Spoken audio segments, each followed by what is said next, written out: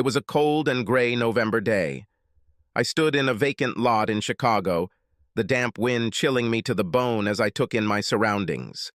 Small pieces of charred wood and soot-stained dry walls, combined with pieces of broken glass, littered the ground, and small pieces of light debris swept across the site, blown by the incessant wind. I felt like this scene was an apt metaphor for what my life had become, a burnt-out, empty shell of what it was, cold and forlorn, a monument to loneliness, bitterness, and failure. I kicked a piece of concrete and continued to think hard about what I could do with what I had left. I met Olivia at a charity fundraiser a few weeks after my 29th birthday. At the time, I was essentially number 2 in the family retail business, and my great-uncle Seth, the majority shareholder and CEO, told me to attend the event to raise a flag, try to make friends, and maybe attract business. The event was very boring, filled with overdramatic, narcissistic people who thought that by raising a few $1,000s to build a local library, they were on the same level as Mother Teresa. I was trying to be polite, nodding, smiling absent-mindedly, sometimes biting my tongue until it bled, and desperately hoping for a chance to leave early when she quietly sank into the seat next to me, flashed a 1,000-watt smile, and spoke as if we were old friends. Olivia was light and graceful, a slender, brown-haired, bronze-skinned girl who exuded confidence and ease of communication, and suddenly I didn't mind fundraising at all. I've always been a pretty headstrong, competitive guy in school, work, or sports, but I've never felt particularly comfortable in social situations. After graduating from business school, I was more or less married to my job, and this, combined with my inherent social awkwardness, made it doubly difficult to develop any experience with women. As a result of my shyness, I almost never approached a woman for a date unless I had known her for a long time. But I found Olivia irresistible, and by the end of the evening, I asked her out to dinner. We ended up having a great time, and contrary to my fears, we had a lot of common interests and a lot to talk about. I quickly fell in love with her. The feeling was mutual, and by the time I took her home, it was clear that we would be seeing each other often. We dated for a few months as the romance took off, and it wasn't long before we were seeing each other a couple of times a week and spending a fair amount of time on each date having sex. I clearly liked her and was more than interested in getting her into bed, but I wasn't at all sure how to take the next step forward without risking painful rejection or even scaring her away forever. However, one evening, Olivia made it clear that she thought I was too slow when, instead of kissing me goodnight at the front door, she literally took matters into her own hands, unbuttoning my trousers and dragging me into the house by the one appendage that I was sure was behind, that I will follow her. I wasn't a virgin, but I also didn't have much experience with women, and I always thought that lustful passion was a man's activity. Olivia was very willing to disabuse me of this. She gave me a ride that would have made a mechanical bull seem tame, and by the time we were done, I was completely and utterly exhausted. At that moment, it was the most enjoyable thing I had ever done in my life. From that moment on, intimacy became frequent and easy, and our relationship deepened. Within a few months, we were living together, and a little more than a year after we met, we got married. We moved into a 4-bedroom house in a nice neighborhood with trees, did some landscaping, got a dog, and life was very, very good.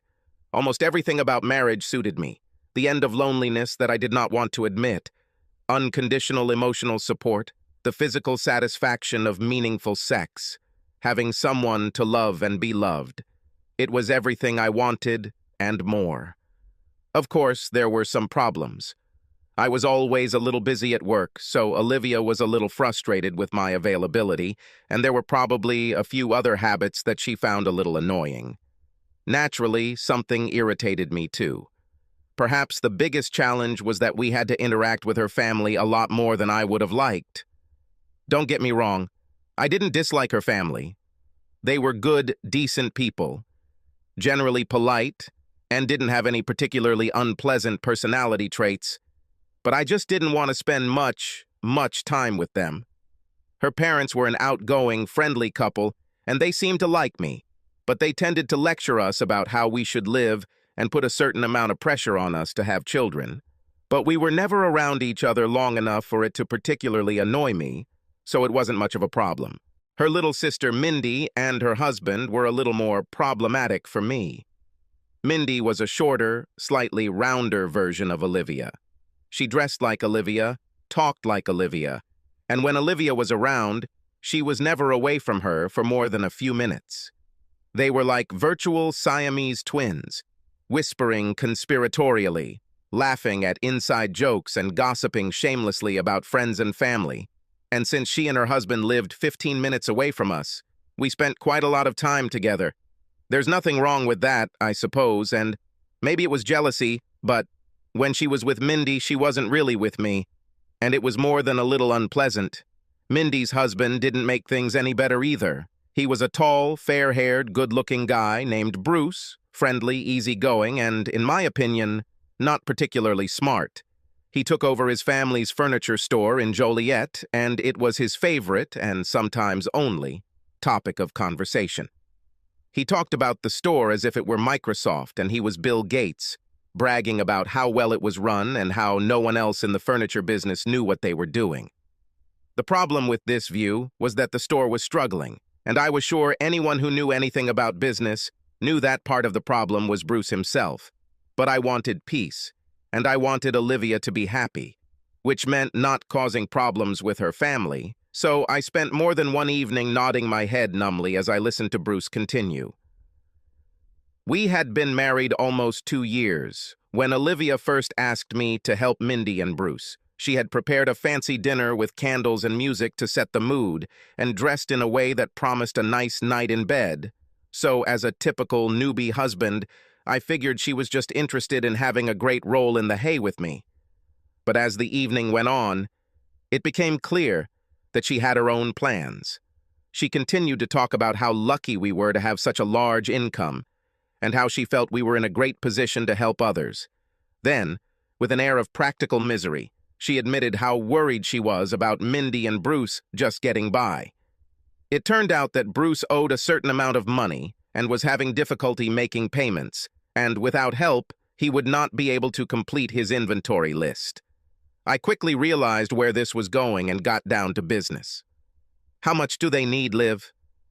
She paused and raised her eyebrows, letting me know that I had confused her planned presentation. She chewed her lip, thought for a minute, and then looked shyly into my eyes. He needs 50 or 60,000.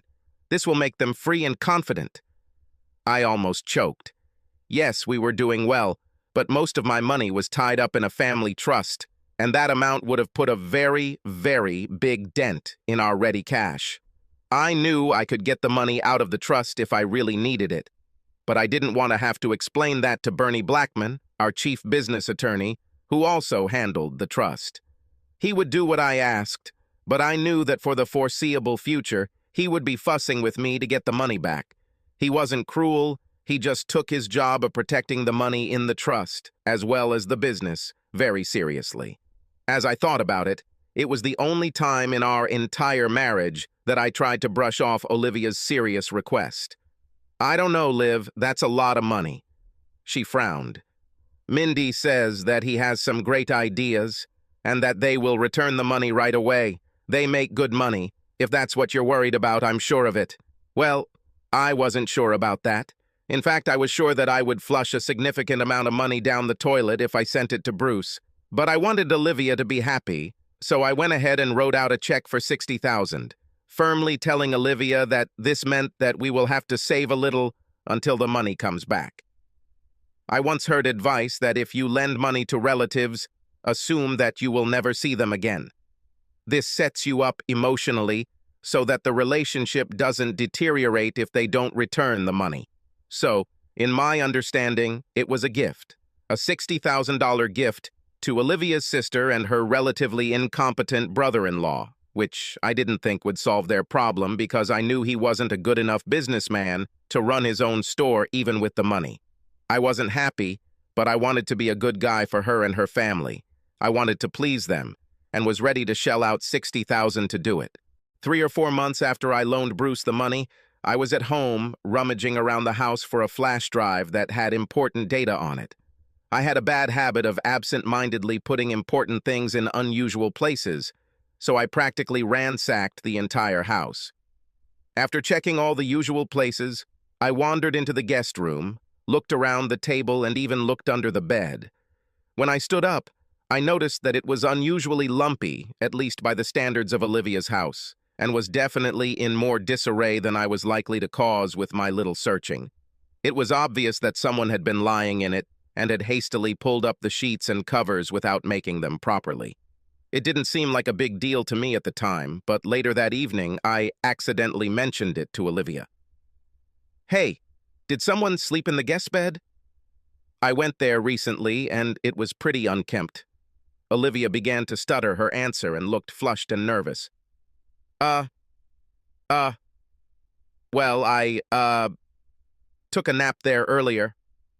Sorry. I was cleaning, and I was so exhausted that I just jumped into bed and didn't have time to clean anything."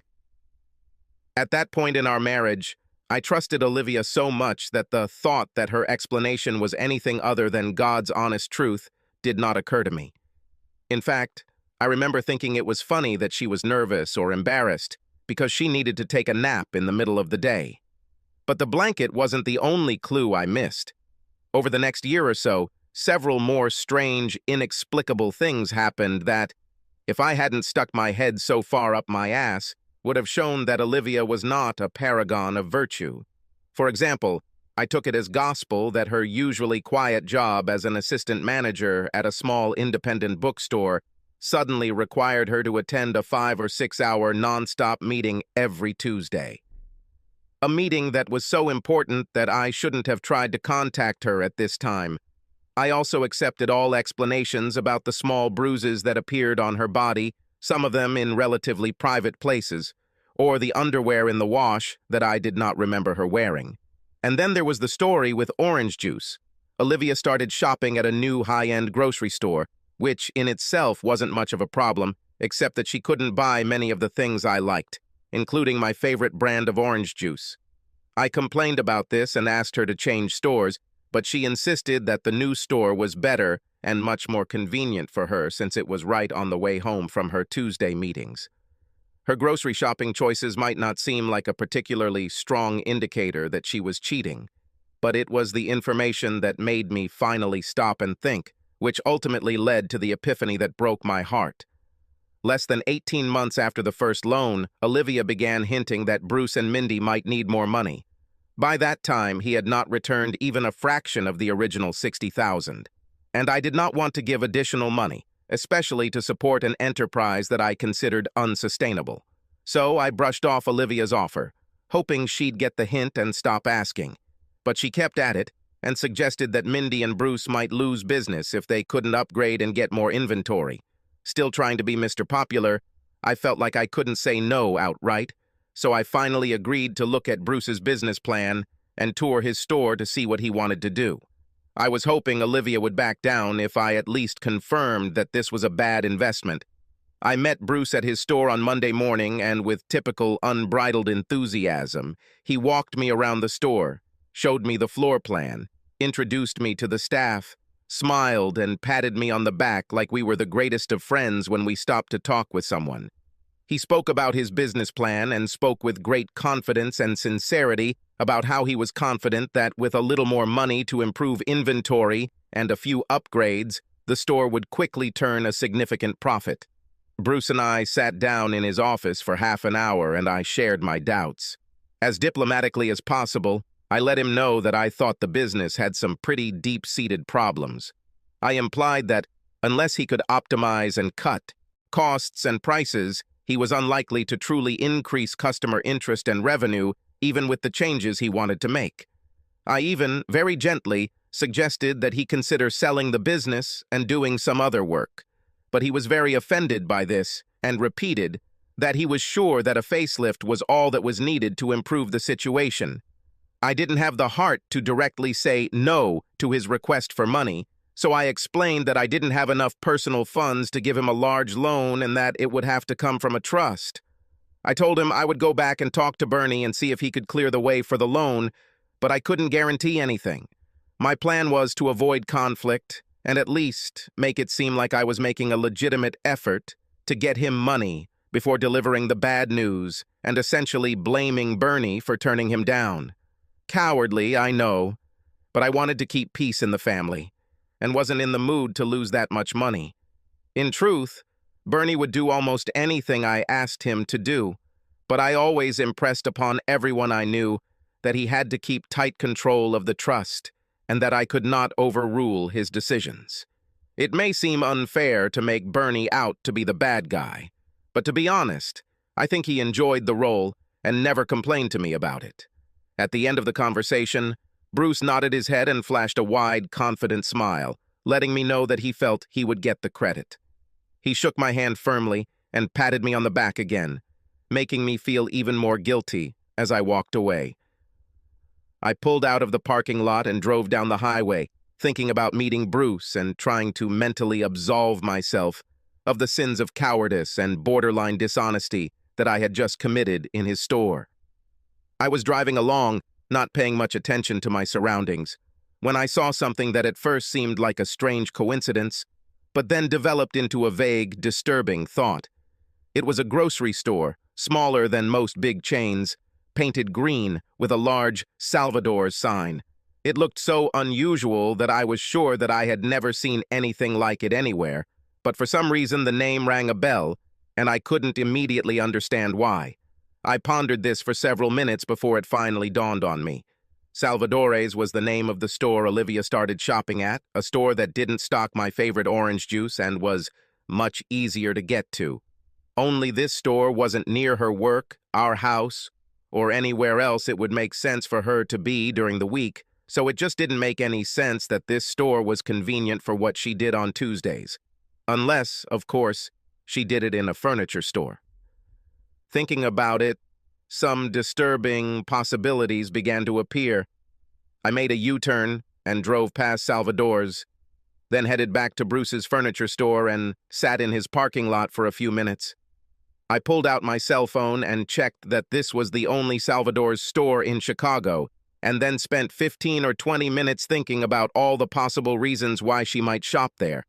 I considered the possibility that Olivia has another office in the area at work, that she might meet Mindy for lunch, that maybe she goes to a fitness club or something in the area. But my mind kept bringing me back to a conclusion I didn't want to face. Suddenly I wanted more information and decided to take the bull by the horns and meet Bruce face to face. I jumped out of the car and walked briskly to the front door of the furniture store, where I noticed the clock written on the glass indicated that the store was open until 8 on weekdays, except on Tuesdays when they closed at noon. The cancerous suspicion that arose a few minutes ago continued to grow. Slamming the door, I entered the store and headed towards the first employee I saw, a rather awkward middle-aged man who was stirring coffee. "I'm sorry, but—" "Sorry, I'm on a break now," he interrupted irritably. "Look, I don't want to take up your time, but I need to talk to Bruce McCoy urgently. I have discussed some important financial issues with him and need more information." I looked at him expectantly, but he continued to stir his coffee and even took a sip, not paying attention to my request. One of the reasons they couldn't promote the product became apparent, and I waited a moment in stunned silence before speaking again, this time in a more urgent tone. Seriously, this is very important. So could you call it for me?" He looked at me warily, but eventually an expression of recognition appeared on his face. "You're the guy who was here earlier with Bruce, right?" "Hey, yes, come on in. Bruce is meeting with the supplier now, but you can wait for him in the break room if you want. I don't think he'll be around for too long. Maybe half an hour maximum." He walked me slowly back into the room and left me with a cup of coffee and the TV remote. I had a hastily hatched plan that involved me confronting Bruce head-on and making a few bluffs about how I had hard evidence that he and Olivia were cheating. I would threaten that if he doesn't confess right away, the evidence will get to Mindy and the rest of the family. I decided that if Bruce cheated on her, then he would immediately split, and if not, then I would just have to live with this shame. Maybe I'll make a joke out of this or something. I walked around the room, replaying the speech in my head. imagining how I would hint that I had photographs or film, or even say that Olivia had confessed. Thinking about the upcoming confrontation, I began to absent-mindedly look around the room. I scoured magazines for a bit and scrolled through a few TV channels before I decided to poke around a little for clues. It slowly dawned on me that if they were using the store to scam people, there was a very good chance it was happening in this break room, and if they were doing it here, they were almost certainly using the beat-up couch I was staring at. For a minute or two, I thought about the sofa with some anger and trepidation. It was a faded pea-green color with a couple of coffee stains and a tear in the fabric on one of the armrests.